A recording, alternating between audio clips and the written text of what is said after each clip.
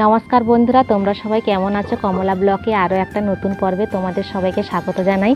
আর বন্ধুরা, আমি সকালবেলা ঘুম থেকে উঠে বাড়ির সব কাজ শেষ করে আর আমি যে মশলা ডিবাগুলো যে মশলা রাখি সেগুলো একটু অপরিষ্কার হয়ে গেছে, তাই মশলা ডিবাগুলো এখন আমি ধুইতে এসেছি। এই মশলা ডিবাগুলো সাবান আর ব্রাশ দিয়ে ভালো করে পরিষ্কার করে নিচ্ছি, কারণ আমাদের উনুনে রান্না হয়, অনেক ময়লা পড়ে, সেই জন্য। মশলা ডিবাগুলো শাশুড়ি মা ব্যবহার করতো, তো সেই মশলা ডিবাগুলো আমিও ব্যবহার করছি এখন। আর বন্ধুরা, আমাদের কাল থেকে এদিকে প্রচুর বর্ষা হয়েছিল, কিন্তু আজকে সকাল থেকে কোনো বর্ষা হয়নি। আবহাওয়াটা কত সুন্দর আছে আর রোদ উঠেছে। আর তোমাদের ওদিকে এখনো বর্ষা হচ্ছে না রোদ উঠেছে, অবশ্যই কমেন্ট করে বলবে। মশলা ডিবাগুলো আমার ধোয়া হয়ে গেলে আমি জল খাবার খাবো, তারপরে লালির জন্য ঘাস কাটতে যাব। আর লালির জন্য ঘাস কেটে নিয়ে এসে আমি চান করব, তারপরে বাড়িতে রান্না বান্না বসাবো। তো বন্ধুরা, তোমরা ভিডিওটি লাস্ট অবধি দেখতে থাকো, আশা করি তোমাদের খুব ভালো লাগবে। আমি সব জিনিসগুলো একটু পরিষ্কার রাখার চেষ্টা করি, সেই জন্য মশলা ডিবাগুলো সাবান দিয়ে ভালো করে ধুয়ে নিচ্ছি। তো তোমরা ভিডিওটি দেখতে থাকো।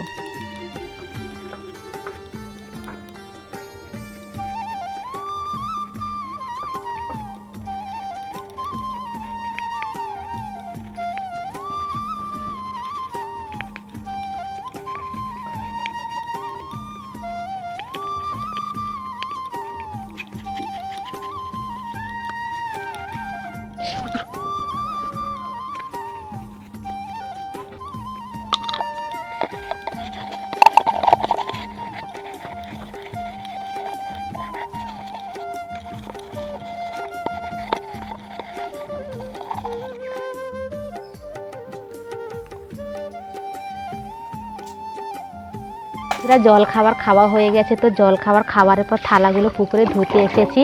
আর এই থালাগুলো ধোয়ার পর বাড়িতে রেখে দিয়ে আমি আর তোমাদের দাদাভাই টিউলে জল আনতে যাব।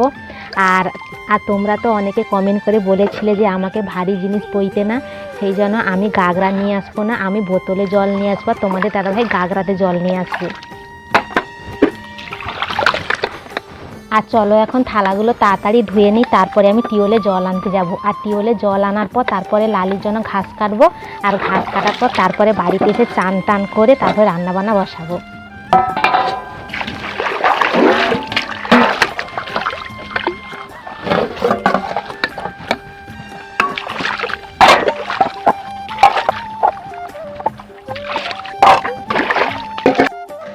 বন্ধুরা, আমার থালাগুলো ধোয়া হয়ে গেছে, তো এবার চলো এই থালাগুলো আমি বাড়িতে রেখে দিই।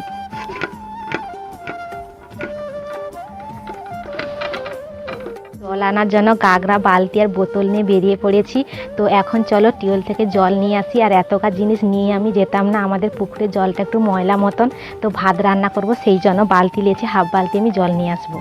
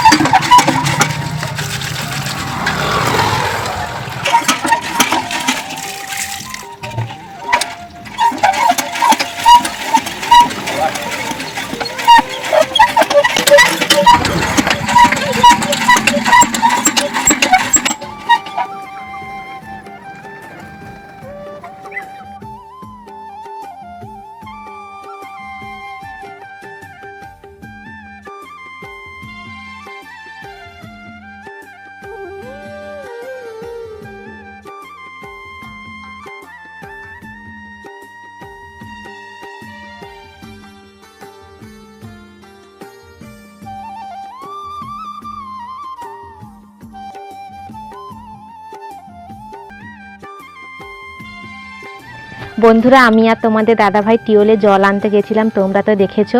তো জল নিয়ে বাড়িতে চলে এসেছি আর এখন লালির জন্য ঘাস কাটতে বেরিয়ে পড়েছি, হাতে একটা দাঁড় গামলা নিয়ে। আমি 2-3 দিন রোয়ার ধারে মাঠের পাশে ঘাস কাটছিলাম, তো ওখানে আজকে যাব না। আজকের বাড়ির ভেতরে অনেক ঘাস আছে, ওই ঘাসগুলো এখন আমি কাটবো। আর বন্ধুরা ঘরের পাশে বাগানকে আমরা বাড়ি বলি, তো চলো ওই বাড়ি থেকে এখন ঘাসগুলো কেটে নিয়ে আসি লালির জন্য।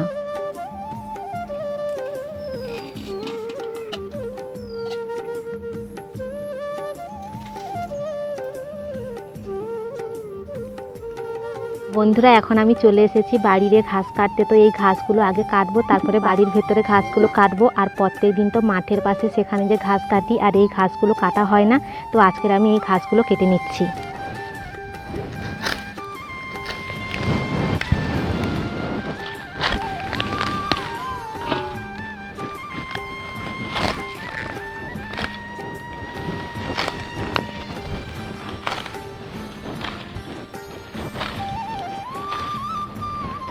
আর বন্ধুরা বর্ষা পড়লে ভিজে ভিজে ঘাস কাটতেও সমস্যা হয়, আর আজকের প্রচুর রোদ উঠেছে, তো রোদেও ঘাস কাটতে প্রচুর সমস্যা হচ্ছে।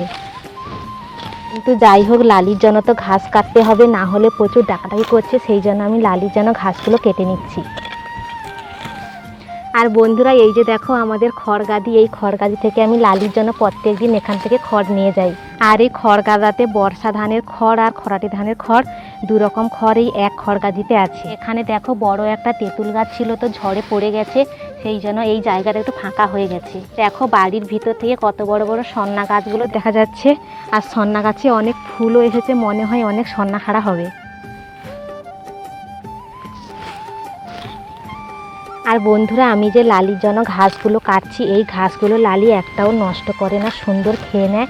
তো আমি সুন্দর করে কেটে নিচ্ছি লালির জন্য ঘাসগুলো। তোমরা ভিডিওটি দেখতে থাকো, আমি তাড়াতাড়ি করে ঘাসগুলো একটু কেটে নিই।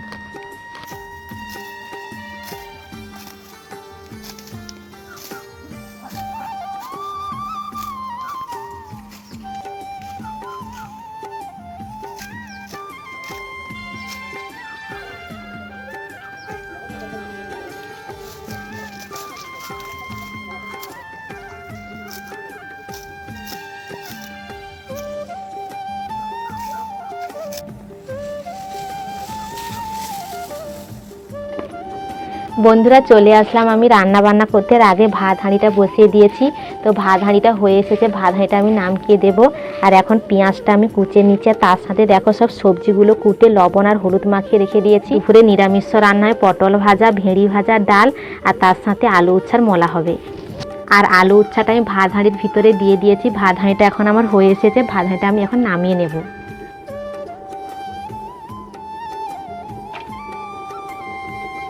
ভাত হাঁড়িটা আমি এখন নামিয়ে নিচ্ছি, তারপরে ভাত হাঁড়িটা মুছে নেব।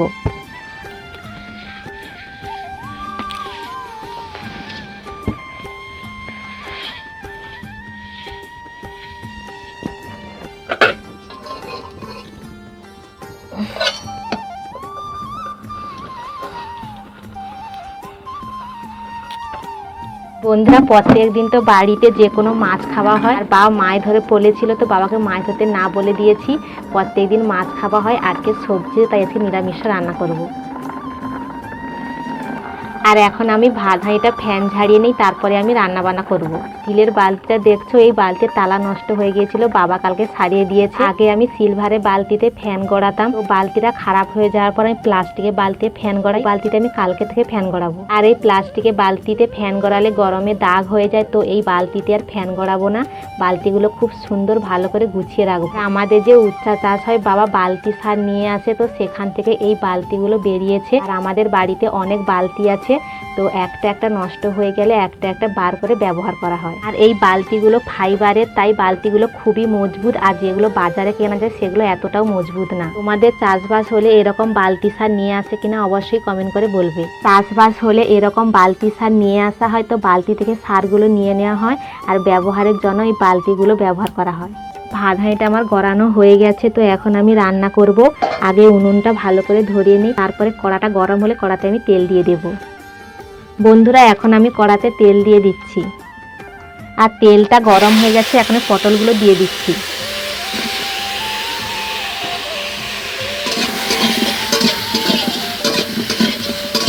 বন্ধুরা পটল ভাজা হয়ে গেলে তারপরে অন্য তরকারিগুলো রাঁধবো, রান্না হয়ে গেলে খাওয়া দাওয়া করবো। তো ভিডিওটা বেশি বড় করলাম না, ভিডিওটা কেমন হয়েছে অবশ্যই কমেন্ট করে বলবে, ভালো লাগলে প্লিজ একটি লাইক সাবস্ক্রাইব করে দিও।